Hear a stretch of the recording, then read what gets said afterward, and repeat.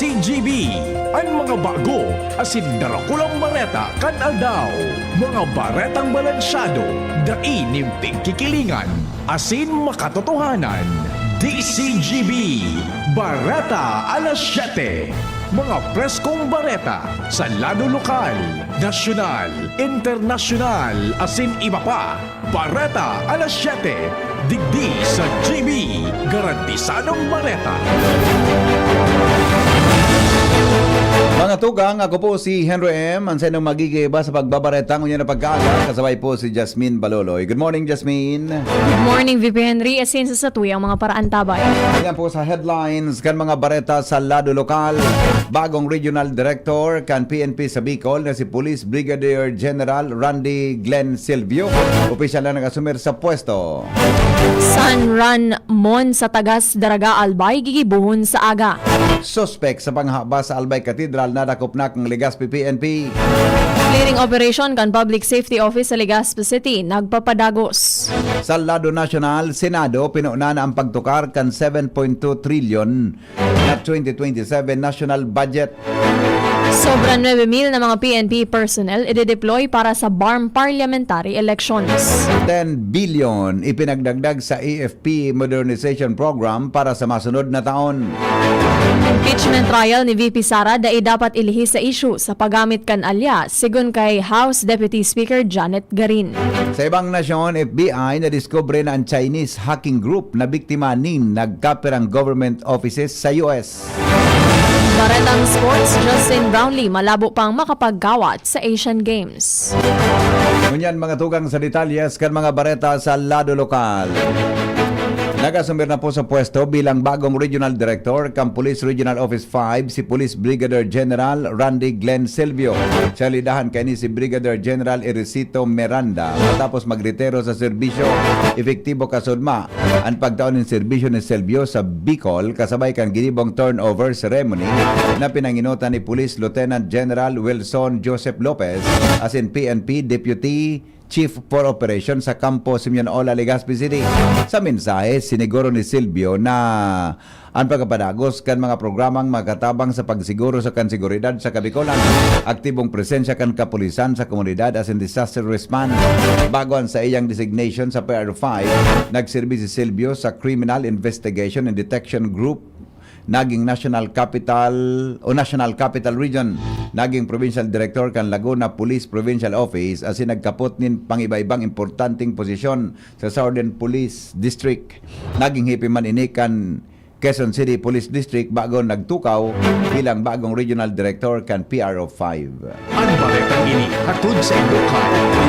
Capsule, alagaan ang paningin sa tulong ng Optin. Kitang-kita ang kalusugan ng mata. Gigibuhon sa aga ang San Ran Mon sa Tagas Daraga Albay alas 4:30 nin aga, Agosto 29. Sigon kay Daniel Olisha kan Youth Ministry ang nasabing aktibidad. Parte kan selebrasyon kan kapistahan kan sa indang patron na si San Ramon Nonato. Asin pakikisumaro sa Jubilee Year kan Diocese kan Legazpi. Katakod kay ni pigabisuhan ang mga nakarehistro sa Fun Run na maging presente sa parokya alas 4 nin aga para makapagpartisipar sa Zumba. Asin maging organisado ang aktibidad. Nagpahayag naman in pasasalamat ang kura paroko na si Reverend Father David Thomas Ramoso. Sa mga nagrehistro, nagsuporta asin nakisumaro sa kainot-inoting fun run kan San Ramon Nonato Parish. Mientras tanto, pig-inganyar ni Father Ramoso ang publiko na makisumaro sa kapistahan ni San Ramon sa Lunes, Agosto 31, alas 9 din aga, ang misa konselebrada na pamamayuhan ni Reverend Monsignor Ramon Tronked, alas 5:30 nin hapon. Ang Fiesta Mass na papanginutan ni Reverend Father Freddy Balino. Na-arestar ang suspect sa panghaba sa St. Gregory the Great Cathedral sa Legazpi City. Makalis ang halos tulong bulan kan gibuhon ang illegal na aktibidad. Namidbidan ng suspect sa alias na Bunso, 20 anyos, sarong helper sa sarong funeral parlor as in residente kan Barangay Rizal, Legazpi City. Sigon kay Legazpi City Police Station Officer in Charge Police Lieutenant Colonel Aldin Balagat, na-arestar ang suspect sa bisa sa pagi kan warrant of arrest. Na pinalawas kan korte may kinaaraman sa kasong robbery. Nasa 48,000 pesos ay pinagrekomendar na piyansa para sa iyang paramyantras na libertad. Mientras tanto, sinabi ni Balagat na dahil nabawi sa suspek ang mga hinabas na gamit kasabay ang duwang gold-plated na candle holder asin sarong laptop na aligadong kinua kan Mayo 19 ngunyan na taon. Ang pareho ini hatod sa Indokan, Mega One. Ang Mega One ay may 21 sangkap para matulungan ka sa iba't ibang karamdaman tulad ng diabetes, high blood, stroke, arthritis, kidney failure, cancer, viruses, at iba pa. Tumawag kay Doc Joey Bitito sa 0998-975-8121 or 0917-853-8933. Nagpapadagos ang cleaning operation kan Public Safety Office o PSO sa Legazpi City. Sigon kay PSO Chief Octavio Rivero, maabot na sa 38 sagkod sa 40 ang sa indang mga na-wheel clamp na mga bihikulo sa manlain-lain na barangay. Naharani sa syudad, poon ka nakaaging aldaw. Sinabi ni Rivero na dakulan sa indang nare-receiving mga reklamo na mga naka-illegal parking sa syudad, nakaipuhan in aksyon. Hinagad man kan opisyal sa mga may sadiri kan bihikulo na maglikay sa illegal parking. Tanganing daiman maapektaran ang bulos kan trapiko. Nangapudan man ang opisyal na dai magparatubod sa mga barker dahil bako man autorisado ang mga ini kan sa indang opisina. Nangapudan ang 1940 na mga albayanos na magpartisipa o na nagpartisipar sa 2026 Job Fair World Cafe of Opportunities na ginibo kan Public Safety o Public Employment Service Office o Albay o PESO Albay sa Albay Astrodome kung saan 81 aplikante ang naako tulos sa trabaho. Ang nasabing job fair naging possible o naging posible kay bahan ang Technical Education and Skills Development Authority o TESDA asin nakipag-koordinar sa Department of Labor and Employment, Department of Migrant Worker asin Albay Peso Federation. Sobra 30 na kumpanyang nag-opreser ng trabaho sa lokal asin abroad sa maniba-ibang mga industriya. Apera sa job opportunities na kapag taoman in libreng training, enrollment, certification renewal, printing services sa iba pang serbisyo ang TESDA para sa mga aplikante bilang parte kang programa kan gobyerno probinsyal na nakapag-create ng mga sustainable o mas sustainable asin mapagkakakitaan para sa paghahanap buhay ng mga albayano. Formal nang naideklarar na may Stable Internal Peace and Security o SIPS ang lokal na gobyerno kan Daraga sa ganibong seremonya kasuhapon sa Daraga Ruins. Sigon kay Daraga Mayor Victor Perete, piglalauman niyang magbubukas ininin mas mahiwas na oportunidad. Tangani mas lalo pang mapakusog ang turismo, lokal na negosyo asin iba pang sektor kan ekonomiya sa lugar. Mientras nagpaabot man in mensahe ang mga opisyal kan banwaan kung sa tinauan doon ang importansya kan padagos na pagkasararo asin mas makusog na koordinasyon kan man iba-ibang ahensya tanganing padagos na mapugulan ang anuman na patakot sa seguridad kan banwaan. Para mientras na isinarado sa publiko ang Taki Ridge Moog Peak sa barangay San Bernardo sa Tiwi Albay dahil sa matinding danyo sa kapalibutan asin pagkaraot kan ecosystem. Sigon sa pahayag ni punong barangay Ernesto Cornelio, awot kainin na matawanan nindalan ang pagpakarhay sa mga lugar asin sa girali na pag-uswag kan kapalibutan sa lugar. Pigahagad man kan barangay council ang pagsabot asin pakisumaro kan publiko sa mga taman sa likas na yaman mantang daipang naitalaan na petsa para sa giraray na pagbubukas kaini. Sigun sa konseho, i-anunsyo sa publiko ang reopening date kan Taki Ridge Moog Peak sa oras na pwede na ining buksan sa giraray. Maabot sa 50 residentes kan Kamalig Albay ang natauan in libreng dermatology services as in early disease detection sa ginibong Kilatis Kutis program kan Kamalig Municipal Health Office as in Provincial Health Office o PHO kasuudma sa MHO Conference Hall. Pinanginota ni Dr. Pichi Munoz, Medical Specialist 2, ang paghiling as in pagsimbag sa mga kondisyon arog kan ketong eskima as in fungal infections. Nagtauman ng libreng konsultasyon as in bulong ang mga health worker para sa mga nasabing helang. Tinawan doon man kan opisyal na nabubulong ang ketong sa paay kan multi-drug therapy as in dakulang bagay an amay na pagpapahiling. Tanganing mapugulan ang permanenteng danyos darakan haloy ng namamatayan sa kulit. Tangani na mas mapakusog pakan depensa laban sa helang sa mga hayop. Ginibok ang lokal na gobyerno kan Kamalig Albay ang training on barangay biosecurity officers kasudma sa second floor kan metallic building sa Kamalig Municipal Hall.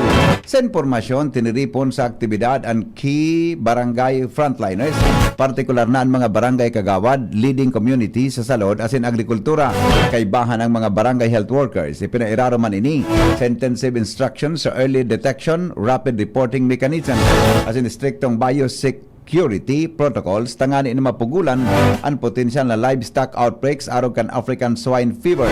Mientras tanto, pinagdoon man ni Department of Agriculture Veterinarian Dr. Rona Bernales ang call to action maging bantay, maging haligi, maging biosecurity officer kung saan pinagunambitan ang commitment kan Kamalig sa grassroots disease surveillance pagproteher kan smallholder livestock farmers as in local food security. Kaput na ka National Bureau of Investigation, Camarines Norte District Office o NBI Canodo ang CCTV footage na pwedeng makatabang sa pag-aram sa duwang gunman na nagbadil sa 53 anyos na financer kan minahan sa barangay Kasalugan, Paracale, Camarines Norte kan Agosto 24. Basado sa footage, mahihiling na haranihan mo unang pinaputukan kan sarong sospek sa payo asin likod ang biktima. Bago nagtakas mantang ang saro pang gunman, ang sagiraray na nagpaputok ninduwang beses hali sa harayo. Sigon sa NBI Canodo, may mga lead na sindang pigbiberipikar kaibahan ang suulog na shorts kan saro sa mga gunman mantang pigihiling man ang timeline asin mga posibleng inagihan kan mga sospek bago asin matapos ang krimen. Daiman pigahali kan mga investigador ang posibilidad na nasa saro mismong lugar ang mga sospek bago ang paggadan dahil daisin da nahiling na senyales nin getaway vehicle asin posibleng naglakaw sana ang mga ini pasiring sa crime scene. Oras Pilipinas. 14 minutos makalisan na 7. Paragos ka mo nagantabay sa DCGB, Bareta alas 7, Bareta sa Lado Nacional. Masunod po, makalipas lang kan mga patalastas.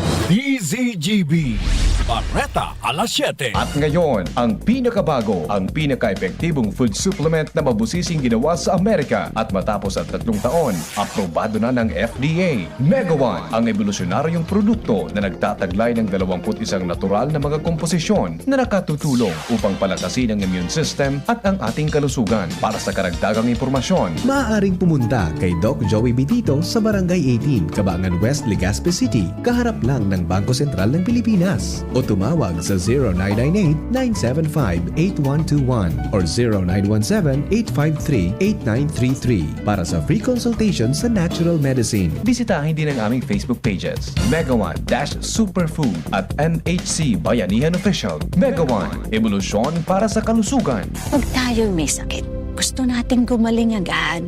Pero di ba mas maiging gustuhin malayo sa sakit? Ang yakap ng PhilHealth, programa ng gobyerno na nagbibigay ng libreng pagpapakonsulta, pati mga lab test. Kaya payakap sa yakap ng PhilHealth. Yakap ng PhilHealth, nang tayo'y malayo sa sakit. Good news mga kapitbahay! Kayang-kaya mo na bumili ng iyong dream appliances. Mula sa modernong kitchen appliances, efficient washing machines, energy-saving air conditioners, at ang pangarap mong smart and Android Google TVs. Lahat ng yan ay nasa RRS Marketing. Ining high-tech, branded at latest na muyang appliances. Naku aming hulugan sa RRS Marketing. Ang swak sa budget na bagong refrigerator namin, nakuha ko rin sa RRS Marketing. At di lang yan, sa mga warranties, wow! Sulit na sulit! Pwede sa inyong school, sa bahay, sa opisina at sa inyong negosyo. Kaya ano pang hinihintay nyo? Punta na sa RRS Marketing region-wide. Durable, sulit, di kalidad, at abot kayang appliances. Sain ka pa! Siyempre, sa RRS Marketing na! Basta appliances, sa RRS, yes na yes! Ready to experience exciting rewards and luxury gaming. With New Star Online, get a chance to win through multiple daily leaderboards. From Bingo Big wins and daily bets to daily claim and welcome rewards, plus a variety of rewarding promotions available every day. Download the New Star Online app now and elevate your gaming experience with more daily rewards. For EGLD reference number MKTG-2026-0940, 0941, 0943, 0946, 0947, 0949, and MKTG 2026-1210. Gambling is for persons 21 years old and above only. Gambling can be addictive. Know when to stop. Email responsiblegaming@pagcor.ph. Discover the beauty of playing brightly with New Star Online. Luxury entertainment now in your hands. Gambling is for 21 years old and above only. Gambling can be addictive. Know when to stop. Email at responsiblegaming@pagcor.ph. Tara na, sabay ka na. Tara na, saan ka ba pupunta? Maraming mabibili sa presyong abot kaya. Huwag magalinlangan, huwag mag-isip. Shopping need not be expensive. Yashano Mall. Yashano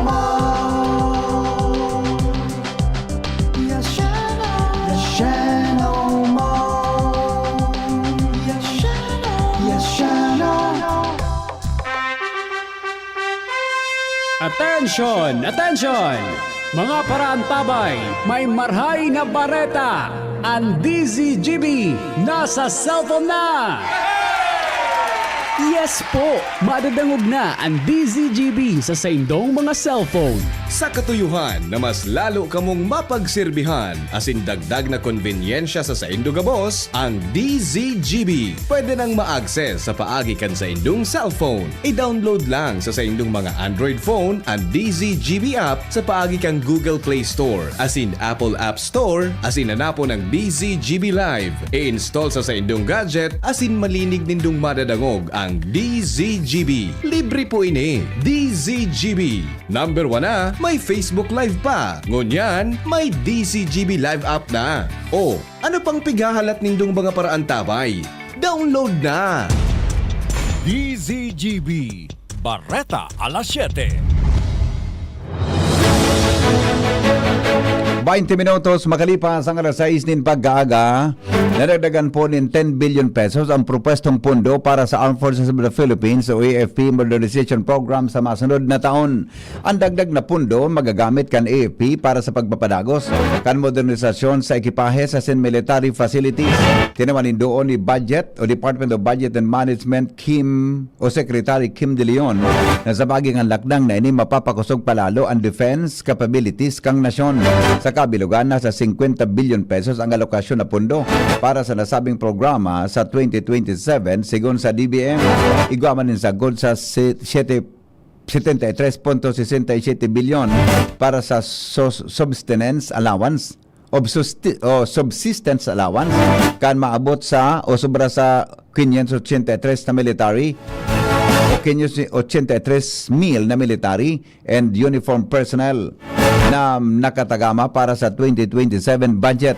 Nakulang pondo para sa defense bilang pagsuporta sa gobyerno sa mga soldados na nasa frontline ka national security, peace and order as in public security. Iba pa niya to mga tugang na mga bareta, ikinahadit po ni Akbayan Party List Representative Percy Serdenya ang sobrang kakulangan sa mga auditor kan COA o Commission on Audit sa budget hearing sa Kamara. Inako kan COA na mantinidong cause for concern ang kakulangan kan sa endang auditing manpower. 717 na posisyon hali sa plantilla kan ahensya, mantang 332 na ang pinunduhan kan Department of Budget and Management, mantang nasa 400 na posisyon pa ang kaipuhan. Sigon kay Sendenya, posibleng maging agyat ang kakulangan kan auditors sa pagbabantay sa paggastos kan gobyerno, partikular na sa propwestong 107 billion pesos na fundo para sa flood control projects sa taon 2027. Tinawanin doon kang kongresista na importanteng magkaigwa nin magkakanigo na auditors ang COA lalo na sa tahaw kan issue kan korupsyon na kinembeltuhan kan mga infrastructure projects.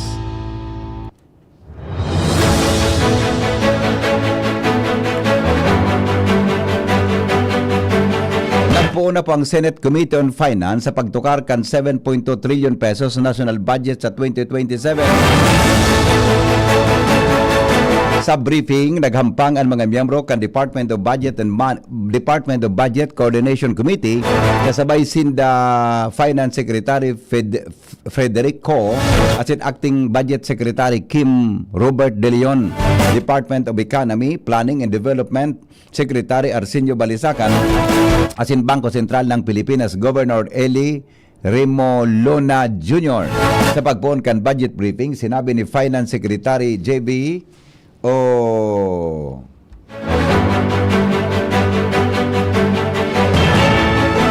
sa pagpuon kan budget hearing, napag-araman na nagbilog nin mga grupo para sa masunod na taon dahil sigurohon ninda na masimbag ang mga ini sa pangaipo kan mga Pilipino. Nasa kabilugan po na 900, 435 na mga pulis ang i-deploy sa 9,435 mga pulis ang i-deploy para sa Bangsamoro Autonomous Region in Muslim Mindanao o BARMM parliamentary election. Sigon sa Philippine National Police, kasabay digdi ang 4,361 na pulis hali sa augmentation forces, hali sa Police Regional Offices, Mobile Group, Highway Patrol Group, Explosive Ordnance Disposal, as in PNP Special Action Force. Sakop ka na sabing deployment kan mga commissions o ang mga commissions on elections o COMELEC offices, treasurers offices, voting centers, checkpoints, quick reactions forces, civil disturbance management unit as in special electoral boards. Sigon kay PNP Public Information Office o PIO Chief Police Colonel Allen Ray Co, handa asin nakalatag ang contingency plan kan PNP nagabos na mga posibleng mangyari sa nasabing aktibidad sa September 14. 98% ng handaan gabos na kan ahensya para sa pagaraning election sa BARM. Baretang Sports asin iba pa makalipas kan mga patalastas. DZGB Barreta alas 7. Tuhod, siko, baywa, aray! Paglaging pasan ang sakit sa kasukasuan, sign na yan ng arthritis o joint deterioration. Karaniwan kapag nagkakaedad na, kailangan ng tibay at ginhawang makakapitan. Kaya ng artrisin yan. May undenatured type 2 collagen at methylsulfonyl methane na maaaring makatulong protektahan ang kalusugan ng kasukasuan. Make the right move. Uminom ng Artrisin araw-araw.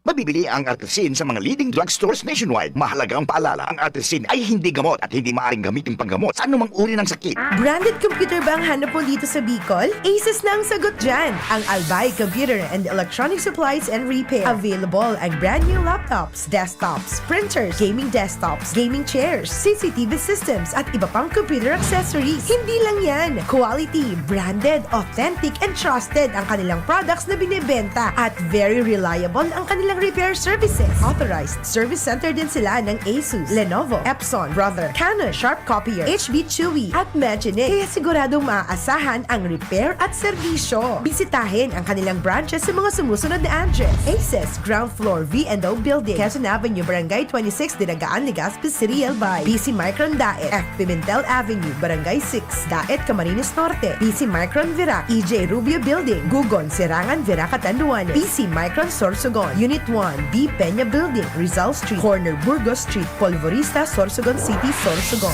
Dito ka na sa Aces. Sa kalidad, sigurado ka. Sa repair at serbisyo, maaasahan pa. Call or text 0917-558-0067. I-like at follow ang facebook.com/alpaycomputer.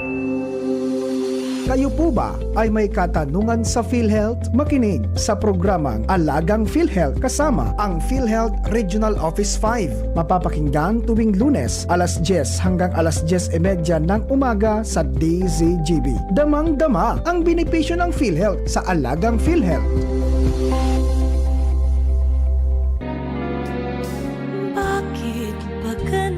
Light of Hope Foundation in partnership with DZGB bring you Ako Ay Pilipino. Get ready for an unforgettable night with the one and only pop icon, Kuli Desma. May babalik ko lang ang kamay ng orasan.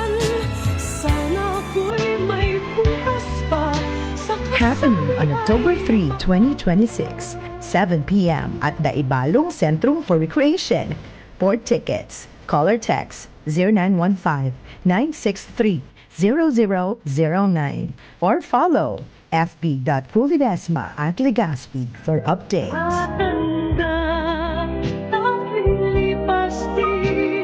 Ako ay Pilipino. Ako Ledesma.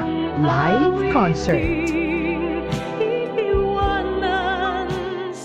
Hello, it's Kula Desma. It's exciting times. Oh, this is my Hopi.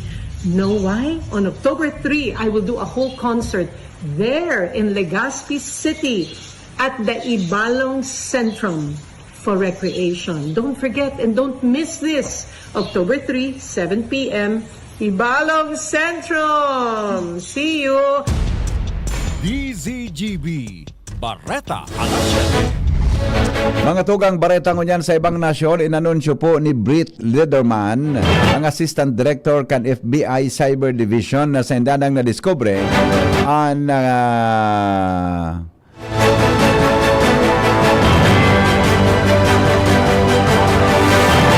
gamit kan Chinese group na QTFY. Target kang QTFY ang nagkaperang critical na infrastructure sa US. Nagbutwa sa investigasyon na konektado ang QTFI sa Nanjing Zhenyuwi Network Technology Company na nagpapabakal kan mga hinabas na data as in hacking services sa Chinese military as in intelligence agencies. Ang QTFY iyon nagtrabaho sa Nanjing Technology Company. Inot nang inanunsyo kan US Department of Justice na sa indang napugulan ang duwang hacking platform kang QScan as in QTR router na pig-operate kan China. Baretang sports, dahil po masiguro ni Gilas Pilipinas head coach Tim Cone kung makakasabay kan Gilas Pilipinas si Justin Brownlee sa Asian Qualifiers. Makakahampang kan Gilas Pilipinas ang Bahrain sa September 11, nagigibuhon sa Japan. Ini matapos magdesisyon si Brownlee na dahil ang una sumabay sa Gilas Pilipinas sa fourth window kan FIBA World Cup Asia Qualifiers laban sa Jordan ngunya na Biyernes, Agosto 28, asin sa Iran sa Domingo, Agosto 30. Sinabi ni Cone na dainin indikasyon na makakasabay si Brownlee sa Asian Games sa Nagoya kung sa independing champion ang Pilipinas. Report sa kamugtakan kang panahon, kasabay mga tugang si Lilbin Almuela, hali dyan sa Pag-asa. Diyos marhay na pagkagaman po sa imo, Sir Henry Maced, as sa mga taga-DCGB, asin sa gabos na taga-pakinig asin taga-subaybay kan DCGB. Sa ngayon na Agosto 28, 2026, saldaw ning Biyernes ning pagkaga, ininang sa tuyang latest update sa kamugtakang kang sa tuyang panahon. Kasubagong alas 3 kang madaling araw, ang low pressure area pigakarkulong nasa distansyang 720 km sirangan kang Itbayat, Batanes, on as coordinates na 21.9 degrees north, 128.7 degrees east. Ang naturang low pressure area ay di man ahari na pwedeng mabilog bilang isang ganap na bagyo at pwede pong tawaging bagyong si Pilandok kung ito po ay mabong bilang sarong ganap na bagyo at mantangin po ay di man direktang makaka-apekto sa tuyang nasyon. Ning low pressure area ay pwedeng hatakin po yung habagat na magpapadara ng mga paguran lalo na po sa sulno pang parte kang sa tuyang nasyon. Mantang southwest monsoon o paros pa rin kang habagat ang nakaka-apekto sa enterong Luzon asin sa enterong Kabisayaan. Dahil lang kayan liglis sa Kabikulan, makaka-experience ng mga panganuro na kalmitan na may kalat-kalat ng mga paguran asin pagkikilat, pagdaguldol, dulot kang southwest monsoon o habagat. Ang paros ay moderado, sagkod sa makusog, nahali sa sursulno pa ng mamamatian. Ang mga baybaying dagat asin kadagatan kang Kabikulan, magiging moderado, sagkod sa maalon. Temperatura pigila umampoon 27 sagkod 33 grados sentigrado. Asin ang aldaw ay nagsirang kasabagong alas 5:32 ning pagkaga. Asin masulnop at yan ng alas 6 ning pagkahapon. Inis sa Malvin Almohela reporting live. Ali di sa DOST Pag-asa Ligas. Mga tugang yang Politalyas kan mga darakulang Bareta Kanalao sa DCGB Bareta alas 7. Sa pangaran po ni News Director Mardy La Cruz, Jenny Balyaran, Nicole Ann Gloriana, Sinshara May Leron. Kakaiba niya to sa pagbabareta si Jasmine Balolo. Hindi po si Henry M. Anapot, masunod na. Kalipas lang kan mga papa. Yan ang DCGB Bareta alas 7. Abangan giraray sa aga. An hapon, masunod na. Pagkalipas lang kaini.